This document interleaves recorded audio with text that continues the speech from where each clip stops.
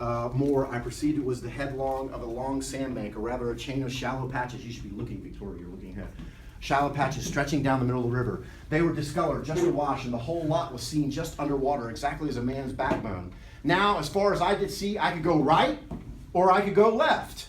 I didn't know either channel, of course. The banks looked pretty well alike. The depth appeared the same. But as I had been informed the station was on the west side, I naturally headed for the western passage.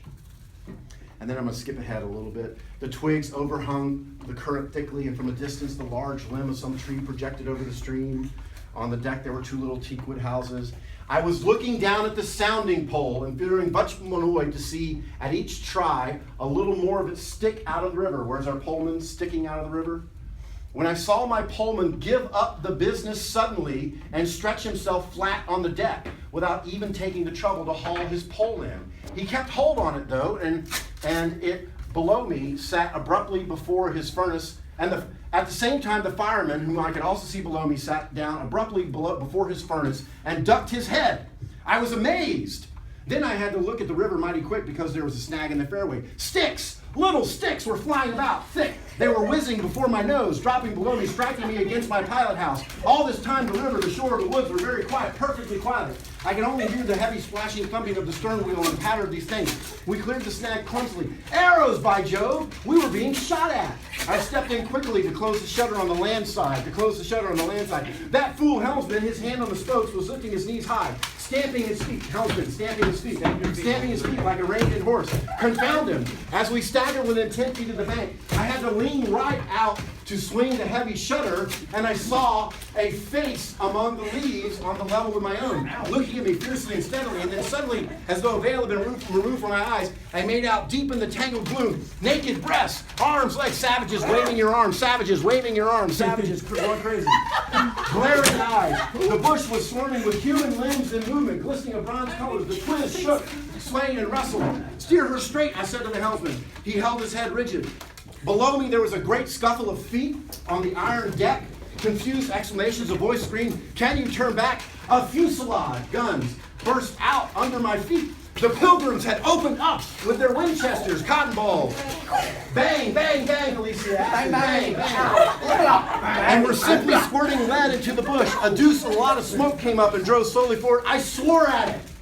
Damn! Now I couldn't see the ripple or the snag either. I stood in the doorway peering, and the arrows came in swarms. They might have been poisoned, but they looked as though they wouldn't kill a cat. The bush began to howl. Savages began to howl.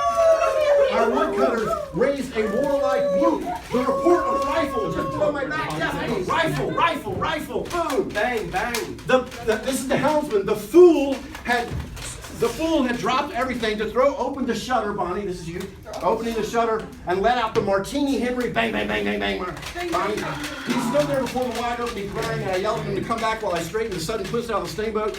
There was no time.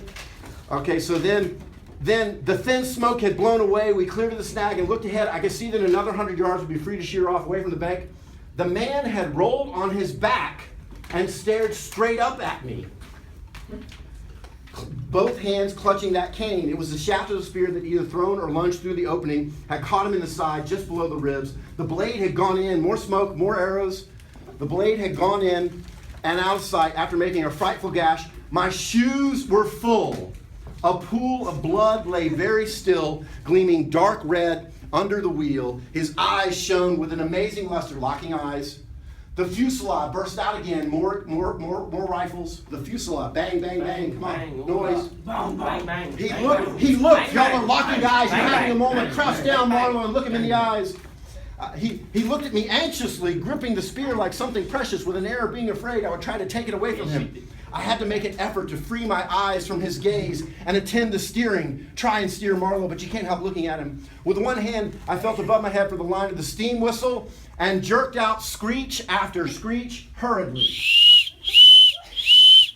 The tumult of angry and warlike yells was checked instantly. And then from the depths of the woods went out such a tremendous and prolonged wail of mournful fear and utter despair as might be imagined to follow the flight of the last hope on earth.